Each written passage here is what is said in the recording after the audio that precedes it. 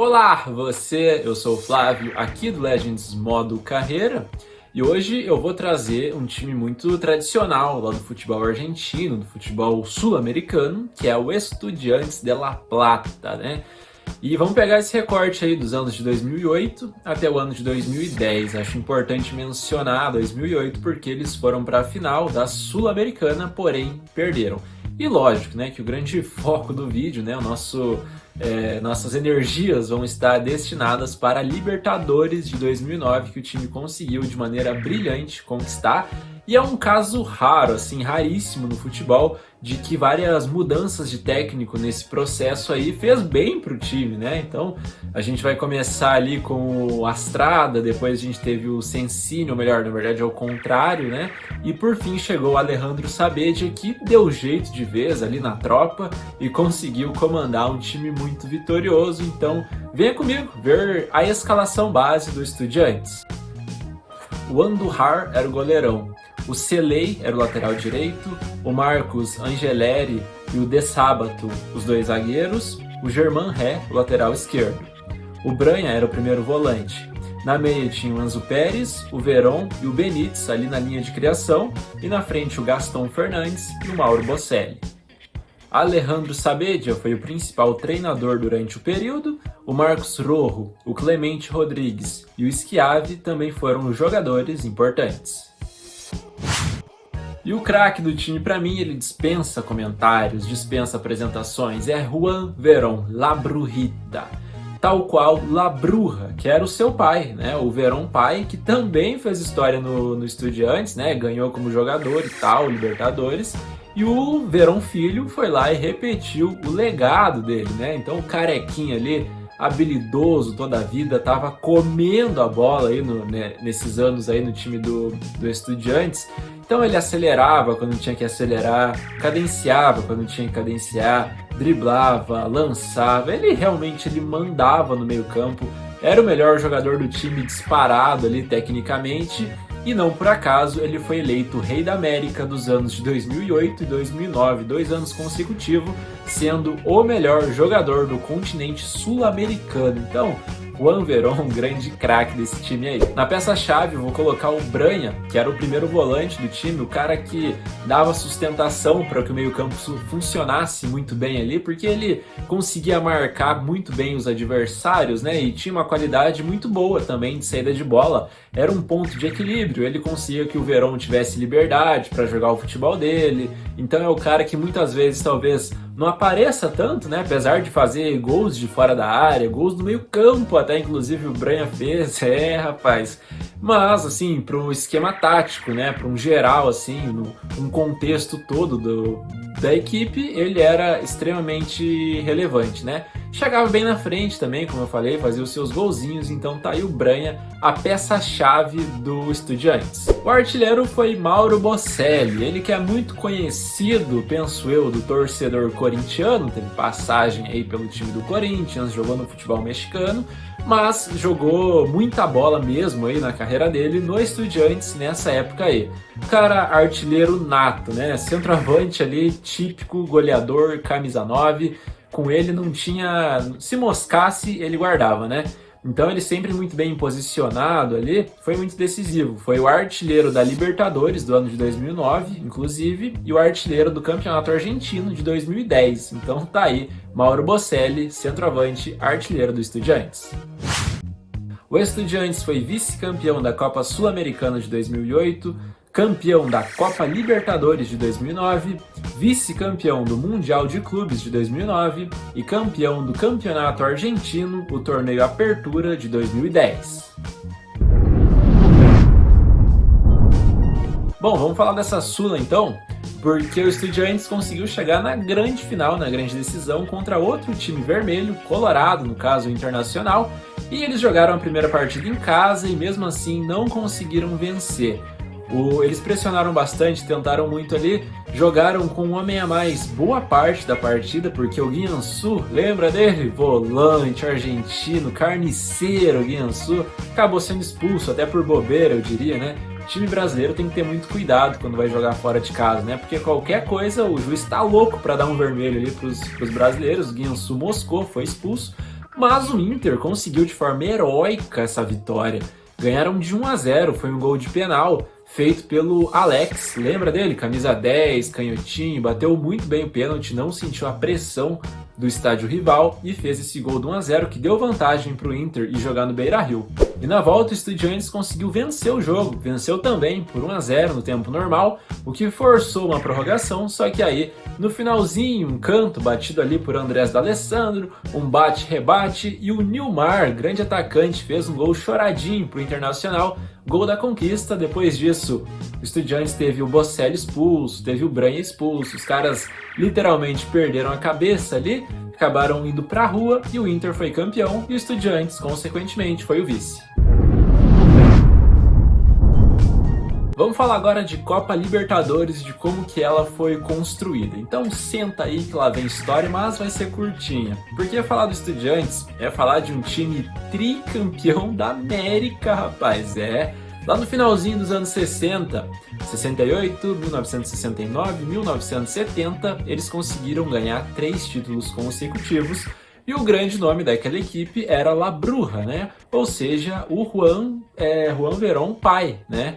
Que acabou sendo o cara decisivo aí nessas conquistas. E no ano de 2006, o Juan Verón Filho voltou ao time dos Estudiantes depois de ter construído uma bela carreira lá no futebol europeu. Jogou em Parma, Lazio, jogou no Chelsea, jogou no United, Internazionale de Milão, enfim, o Juan Verón passou por grandes times, voltou ao time de coração então para ajudar o Estudiantes logo nesse primeiro ano a vencer o campeonato argentino. Foi peça fundamental dentro do esquema tático de ninguém menos que Diego Simeone, que também estava começando ali a sua carreira como treinador de futebol. E nessa Liberta aí de 2009, o time do Estudiantes teve que passar por aquele playoff, aquela fase preliminar, na qual eles eliminaram o time do Sporting Cristal do Peru para aí sim, de fato, entrar na fase de grupos.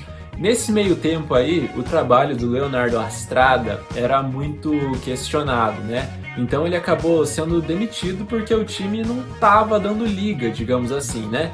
E aí o Alejandro Sabedia, você deve lembrar dele porque ele foi vice-campeão do mundo com a Argentina lá em 2014, era o treinador daquela equipe. Ele foi contratado e aí, como eu já havia mencionado também, colocou ordem na casa ali e fez o time jogar tudo aquilo que podia. E o Sabedia, além de parecer ser um senhorzinho muito simpático, né, é maravilhoso e hoje mora no céu, inclusive, né, porque ele faleceu já no ano de 2020, aliás. E nas mãos dele o time jogou uma boa fase de grupos, né. O Estudiantes acabou caindo no grupo do Cruzeiro ali. O Cruzeiro foi o campeão do grupo, passou em primeiro lugar, com 13 pontos conquistados. O Estudiantes passou em segundo. Nos confrontos que eles tiveram ali entre si durante essa primeira fase, no Mineirão o Cruzeiro passou o carro no Estudiantes, venceu por 3-0, mas em La Plata o Estudiantes enfiou 4-0 na equipe do Cruzeiro. Foi a grande vitória aí dessa fase de grupos que deu moral, deu confiança para que o time fosse ao mata-mata da competição. Nas oitavas de final, um adversário que tem lá a sua tradição, que sempre está ali chegando em oitavas de final, que é o Libertad do Paraguai. Primeiro jogo que foi disputado em La Plata, o time do Estudiantes não tomou o conhecimento e venceu aquela partida por 3-0. O Gastão Fernandes, com 1 minuto de jogo, abriu a contagem e o Bocelli fechou no segundo tempo, fazendo então esse placar elástico, digamos assim, para a partida de volta, que foi lá no Paraguas, lá em Assunção, capital do Paraguai. E lá o jogo terminou empatado em 0-0, ou seja, classificação tranquila para o Estudiantes. Nas quartas de final, o Estudiantes teve pela frente o Defensor Sporting do Uruguai. E jogando a primeira, fora de casa, eles conseguiram vencer. Foi um gol do zagueiro Leandro de Sábato, aquele cuzão que chamou o grafite de macaco em 2005, vocês devem lembrar, porque eu falei recentemente na história dele e eu lembrei agora também, inclusive. Ele acabou fazendo esse gol aí, infelizmente, para os Estudiantes, gol da vitória do time, que foi para casa já com certa vantagem. E jogando em casa, onde era muito forte o time dos Estudiantes, o Leandro Benítez fez o gol da vitória também, 1-0, ou seja, 1-0 na ida, 1-0 na volta, e classificação já para a semifinal da competição. Na semifinal, o adversário foi o Nacional, também do Uruguai, time tradicionalíssimo aqui do futebol sul-americano. E esse Nacional foi o mesmo que impediu o tetracampeonato da Libertadores do Estudiantes. Isso porque no ano de 71 eles chegaram na final também, só que aí foram impedidos de vencer novamente porque o Nacional ganhou deles. Olha só que coisa maluca. E do outro lado da chave, nessa semifinal, tínhamos Cruzeiro e Grêmio, né? Então quem passasse ali seria o adversário do Estudiantes. Só que o Estudiantes tinha que fazer a sua parte, eles foram lá e fizeram. Venceram por 1-0, esse jogo de ida aí foi um gol do Diego Galvão aos 15 do primeiro tempo, que garantiu essa vitória. Uma coisa interessante é que o Estudiantes conseguia muitas vezes sair na frente do placar e era um time que não dava brechas, não vacilava para tomar empate, tomar virada. Então, se o Estudiantes saísse ganhando, era quase que uma certeza que eles iam vencer o jogo. E na partida de volta, Mauro Bocelli fez os 2 gols da equipe que venceu ida, venceu volta, vitória por 2-1 e vaga encaminhada para a grande decisão da Copa Libertadores. A decisão foi contra o Cruzeiro, então jogando em casa com 52 mil pessoas apoiando os Estudiantes, eles foram pra cima com tudo, rapaz. Foi uma blitz, uma pressão absurda dos argentinos, só que, irmão, o que o Fábio pegou nesse dia aí foi brincadeira. Olha, o cara fez defesas dos mais variados tipos, defesas espetaculares, cara. Que nível o Fábio alcançou nesse ano aí de 2009, né? Goleiraço sem contestações aí. Inclusive, eu acabei deixando ele de fora do vídeo de atuações de grandes goleiros, né? Mas vai rolar uma parte 2 depois, porque merece. O que o cara pegou nesse jogo foi sacanagem. E ele garantiu, o Cruzeiro ali fechadinho, fechou a casinha, não sofreu gols. Garantiu então esse placar de 0-0 para ir decidir no Mineirão, onde todo mundo sabe que o Cruzeiro é e sempre foi muito forte. A volta então foi no estádio do Mineirão, com 65 mil pessoas apoiando o time do Cruzeiro. O Estudiantes chegou lá com sangue nos olhos, meu irmão, ciente que conseguiria ser campeão. E no primeiro tempo dessa partida a gente teve muita transpiração, porém pouca inspiração. Muita porradaria, como já é de se esperar. Teve treta ali, cotovelada entre Verón e Ramírez, que já tinham tretado no primeiro jogo também. É um embate ali que a todo momento os caras estão se pegando ali no meio campo, né? Só que, mano, no segundo tempo, né, os gols finalmente saíram, porque o Henrique, volante do Cruzeiro, acabou acertando um chute de fora da área, que acabou desviando no jogador argentino e matou o goleirão.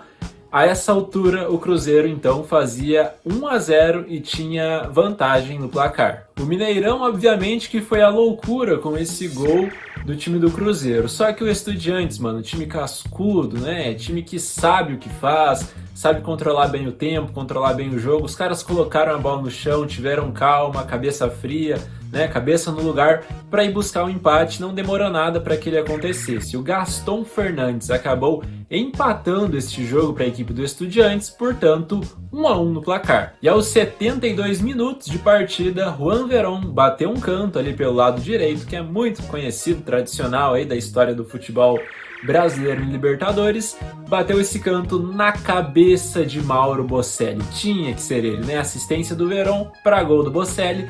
2-1 para o time do Estudiantes, e daí para frente os caras tiveram muita malandragem, muita qualidade para segurar a bola, esfriar o jogo. A torcida já começou a ficar um pouco mais quieta também, já previa ali que o desfecho do jogo não seria aquele que o Cruzeirense esperava, e o Estudiantes então foi gastando a bola aí até o final do jogo.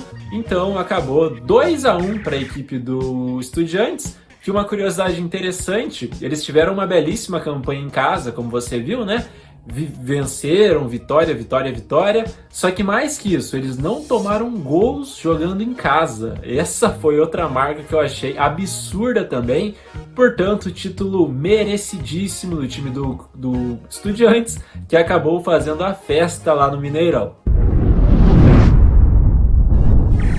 Como a Libertadores acabava no meio do ano e o Mundial era só lá no final, como é até hoje, inclusive, lá em dezembro, né, de 2009, o Estudiantes acabou naturalmente perdendo algumas peças, mas conseguiu manter ali a espinha dorsal do seu time e foi jogar esse Mundial de Clubes. Na semifinal do torneio, eles venceram o time do Pohang Steelers da Coreia do Sul, se eu não estou enganado. Ganharam de 2-1, 2 gols do Leandro Benítez, que credenciou o time argentino a ir para a final enfrentar aquele temido Barcelona do Guardiola. E o Barça, obviamente, era o favorito, né? O super favorito para levar essa taça aí, afinal de contas, vinha de uma temporada espetacular, jogando muito bem, ganhou absolutamente tudo nesse ano de 2009, e o último título que coroou essa grande campanha aí do Guardiola, lá do Barcelona, foi justamente o título mundial. Só que no primeiro tempo desse jogo, mano, o Estudiantes deu uma canseira no Barcelona que, ó, vou te contar, hein?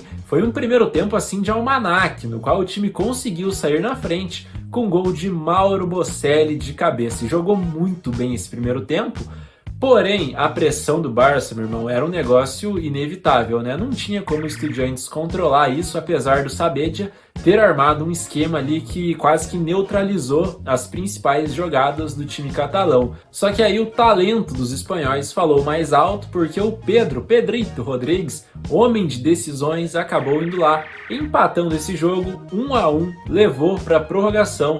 Na prorrogação, o time do Estudiantes estava segurando o Barcelona e aí apareceu simplesmente Lionel Messi, que num cruzamento de Daniel Alves fez de peixinho, né? Mas foi com o peito de peixinho para fazer o 2-1 Barcelona, que garantiu o título para os catalães. Porém, que jogo fez o Estudiantes, né? Jogo assim para ser aplaudido dos argentinos. Para finalizar, vamos de campeonato nacional para passar a régua, né? No ano de 2010, torneio Apertura, o time do Estudiantes acabou conseguindo o título argentino da temporada. E o grande rival nessa competição, que era de pontos corridos, obviamente, né? Foi o Vélez Sarsfield, né? Que é outro time tradicional. A campanha foi muito boa, 14 vitórias, 3 empates e apenas 2 derrotas, né? O último jogo, o jogo que garantiu o título, né, jogando em casa e tal, a torcida apoiou muito ali e já comemorou, já levantou a taça, foi contra o Arsenal de Sarandi, né? Foram 2 gols marcados ali pelo Rodrigo Lopes, que garantiram a taça ao Estudiantes, mais um campeonato nacional, para fechar com chave de ouro esses anos incríveis que viveu a equipe do Estudiantes.